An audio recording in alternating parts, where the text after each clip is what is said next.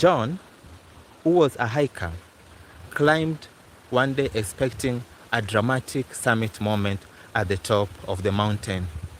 Instead, the trail ended in fog.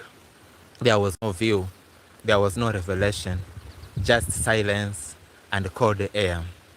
Now, disappointment gave way to stillness, and in that stillness came a realization. He had been chasing peak moments and missing daily faithfulness.